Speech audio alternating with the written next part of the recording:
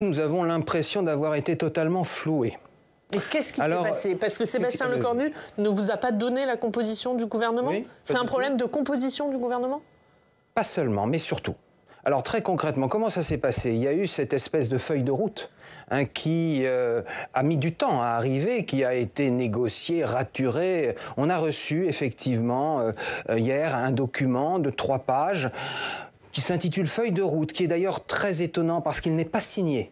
On ne sait pas de qui il émane. Ces 3 pages qui sont une litanie de portes ouvertes en disant qu'on va se battre pour la jeunesse, pour la souveraineté agricole. Bon, on est évidemment d'accord. Néanmoins, et on a eu un débat à ce sujet entre 14h30 et 17h. Tous les républicains, tous les parlementaires républicains étaient quasiment présents en visio. 185 parlementaires.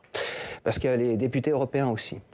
Et on en a conclu qu'il valait mieux participer au gouvernement sans pour autant le cautionner. Quand vous dites on en a conclu, il y a eu des débats. Oui, il y a eu des débats. On va dire que 80% des parlementaires LR étaient favorables à une participation exigeante. Il y a des choses qui ne nous convenaient pas forcément. Mais il y a une fracture entre Laurent Wauquiez et Bruno Retailleau, c'est ça, durant cette réunion? Laurent Wauquiez a dit son scepticisme, Bruno Retailleau a dit qu'il valait mieux y aller pour tenter d'infléchir le cours du paquebot France. Il vaut mieux être à l'intérieur qu'à l'extérieur. Voilà. Maintenant, ce qui... Alors, il a été suivi par 80% des parlementaires, oui, c'est ce que vous nous dites? Oui, bien sûr. 80% des parlementaires. Ok, donc il est 17h30, vous dites on participe au gouvernement, une participation exigeante. Exactement. Là, Bruno Retailleau va à Matignon rencontrer Sébastien Lecornu. Est-ce que vous savez ce qui s'est passé à Matignon? Non. Je n'étais pas avec Bruno Retailleau. Néanmoins, nous avions bien dit que cette participation exigeante serait conditionnée et pourrait éventuellement prendre fin assez vite si, en matière fiscale, en matière... Je vais prendre un exemple, l'allocation sociale unique. Nous y étions favorables simplement pour que le travail paye plus que l'assistanat. Nous avions souhaité qu'elle soit plafonnée à 70%. Rien n'est précisé dedans. L'allocation sociale unique, les socialistes la veulent aussi, mais pas du tout de la même façon que nous. Donc, c'était encore du en même temps, si vous voulez. Et donc, très concrètement, nous ne souhaitons pas le en même temps. Et donc, nous avons... Mais pardon, du coup, c'était sur le fond, sur la feuille de route. Il n'y avait pas question de quitter en fonction de qui était ou non au gouvernement. Alors, peut-être que l'erreur des Républicains, c'est d'avoir cru qu'il y aurait un casting un petit peu renouvelé et personne ne pouvait s'attendre à avoir effectivement le jeu des 7 familles de la Macronie avec... cerise sur le gâteau avarié, le retour de Bruno Le Maire, l'attila de Bercy, l'homme qui vaut 1000 milliards de dettes, l'empereur du déficit. C'est une provocation. C'est une provocation. Les Français n'en veulent pas, les Républicains n'en veulent pas. Et donc, le comité stratégique, effectivement, des Républicains va se réunir ce matin. Je ne peux préjuger... Attendez, juste, pardon, Olivier Paccaud, ça veut dire que vous n'étiez pas au courant, Bruno Retailleau et les Républicains, que Bruno Le Maire faisait son retour au gouvernement? Non. Nous n'étions pas au courant et je peux vous dire qu'entre 19h40 et 23h, les téléphones ont chauffé et sur les 185 parlementaires LR, il n'en est pas un. Il n'en est pas un qui ait été satisfait du casting. Et les mots les plus durs ont sifflé aux oreilles de M. Lecornu, j'en suis convaincu. C'est-à-dire?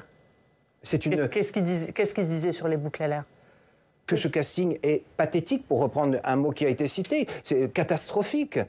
On ne peut pas donner un nouveau souffle, un nouvel élan en reprenant exactement le dernier carré, les derniers grognards de la Macronie. Ce n'est pas possible. Mais du coup, ce qui a provoqué la colère des Républicains, c'est le fait qu'il y ait 10 ministres Renaissance dans le gouvernement, ou c'est vraiment la nomination, le retour de Bruno Le Maire? Il n'y a pas que Bruno Le Maire. Je veux dire, avoir encore M. Barrot aux Affaires étrangères, Mme Borne à l'Éducation nationale, Mme Pannier-Runacher... Enfin, objectivement, j'ai cru que c'était une fake, moi, quand j'ai vu la liste apparaître. Franchement, je n'y ai pas cru. Ils sont maintenus. Bruno Retailleau est maintenu à l'intérieur, Rachida Dati est maintenue à la culture, Annie Genevard est maintenue à l'agriculture. C'est pas ce que vous souhaitiez?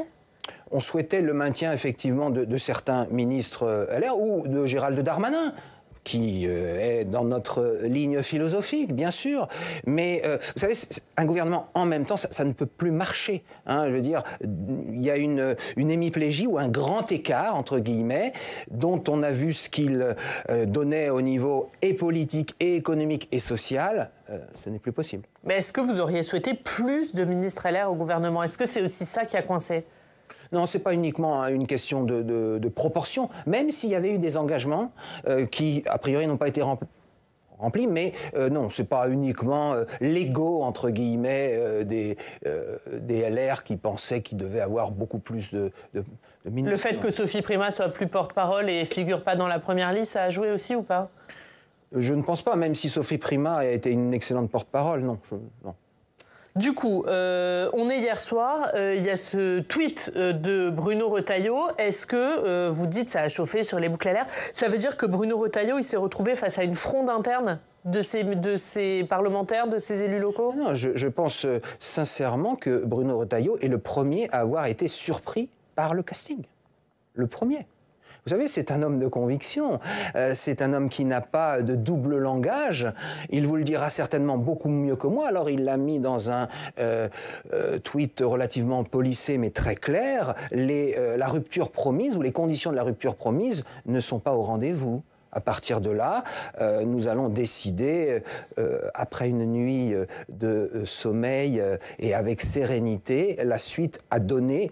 Et très honnêtement, je ne suis pas optimiste pour ce gouvernement Le Cornu. Il aura peut-être la gloire d'être le gouvernement le plus court de la Ve République. Est-ce que dans les heures qui viennent, les ministres LR vont démissionner du gouvernement Le Cornu? Je ne sais pas. Je les vois mal rester. Vous souhaitez qu'ils démissionnent? Moi, personnellement, oui. Moi, personnellement, si j'étais ministre, je ne resterais pas dans ce gouvernement. Est-ce que le socle commun a encore un avenir? Il y a Bruno Retailleau qui a fait ce tweet, Gabriel Attal qui fustige le spectacle affligeant, Hervé Marseille qui dit qu'il reprend sa liberté. Est-ce que ce matin, le socle commun existe encore? En tout cas, il est plus qu'écorné, et c'est vrai que j'ai noté la colère d'Hervé Marseille, il en faut beaucoup pour le mettre en colère, et même de Gabriel Attal. Donc concrètement, ce gouvernement ne plaît à personne.